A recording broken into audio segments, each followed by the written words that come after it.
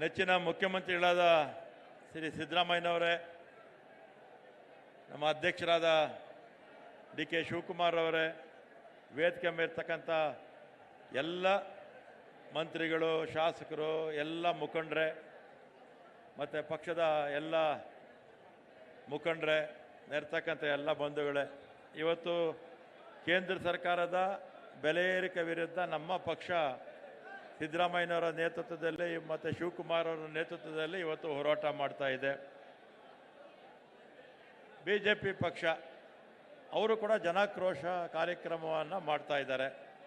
ಸುಮಾರು 4-5 ದಿವಸದಿಂದ BJPಯವ್ರಿಗೇನಾದರೂ ಮಾನ ಮರ್ಯಾದೆ ಇದ್ದರೆ, ನಾಚಿಕೆ ಮಾನ ಮರ್ಯಾದೆ ಅನ್ನೋದು ಏನಾದರೂ ಇದ್ದರೆ ಕೇಂದ್ರ ಸರ್ಕಾರದ ವಿರುದ್ಧ ಹೋರಾಟ ಮಾಡಬೇಕು ಅವರು. ಯಾಕಂದರೆ ನರೇಂದ್ರ ಮೋದಿಯವರು 2014ರಲ್ಲಿ ಪ್ರಧಾನಮಂತ್ರಿ ಆದರು. ಅದಕ್ಕಿಂತಲೂ ಮುಂಚೆ BJP ಪಕ್ಷ ಗ್ಯಾಸ್ನ 200 ರೂಪಾಯಿ ಕೊಡ್ತೀವಿ ಅಂತ ಸುಳ್ಳು ಹೇಳಿದರು ಜನಕ್ಕೆ, ಪೆಟ್ರೋಲ್ನ 40 ರೂಪಾಯಿ ಕೊಡ್ತೀವಿ ಅಂತ ಹೇಳಿದರು, ಡೀಸೆಲ್ನ 30 ರೂಪಾಯಿ ಕೊಡ್ತೀವಿ ಅಂತ ಹೇಳಿದರು. ಇವತ್ತು ಗ್ಯಾಸ್ ಬೆಲೆ 900ಕ್ಕಿಂತಲೂ ಜಾಸ್ತಿ ಆಗಿದೆ.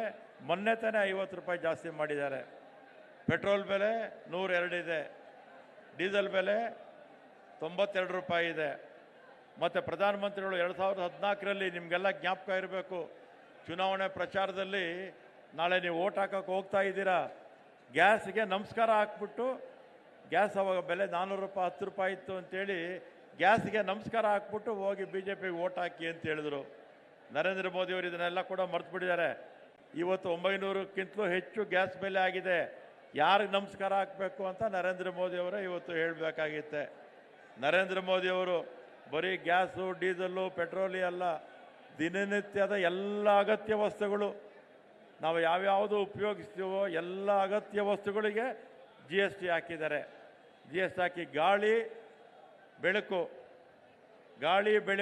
ಎರಡಕ್ಕೆ ಬಿಟ್ಟರೆ ಉಳಿದಿರ್ತಕ್ಕಂಥ ನಮ್ಮ ದೇಶದಲ್ಲಿರ್ತಕ್ಕಂಥ ಎಲ್ಲ ವಸ್ತುಗಳ ಮೇಲೆ ಇವತ್ತು GST ಹಾಕಿದ್ದಾರೆ.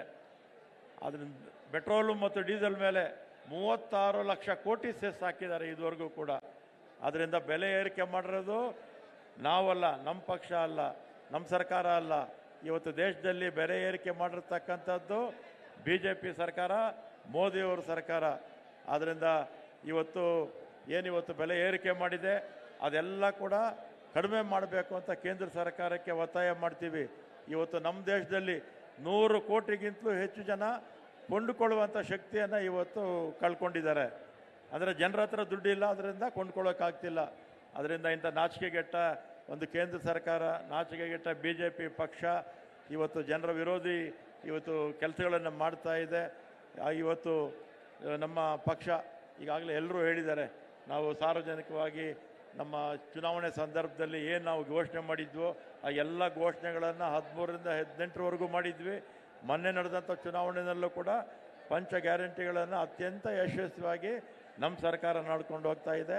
ಕೇಂದ್ರ ಸರ್ಕಾರ ಈಗಲಾದರೂ ಕೂಡ ಏನು 100 ಕೋಟಿ ಜನ, 140 ಕೋಟಿ ಜನ ಇದ್ದಾರೆ, ಅದರ 100 ಕೋಟಿ ಜನ ಯಾರು ಅಶಕ್ತರಿದ್ದಾರೆ, ಯಾರಿವತ್ತು ಕೊಂಡ್ಕೊಳ್ಳೋ ಶಕ್ತಿಯನ್ನು ಕಳ್ಕೊಂಡಿದ್ದಾರೆ, ಅಂಥವ್ರ ದೃಷ್ಟಿಯಿಂದ ಎಲ್ಲ ಬೆಲೆಗಳನ್ನು ಇಳಿಸಬೇಕು ಅಂತ ನಾನು ಈ ಸಂದರ್ಭದಲ್ಲಿ ಹೇಳ್ತೇನೆ.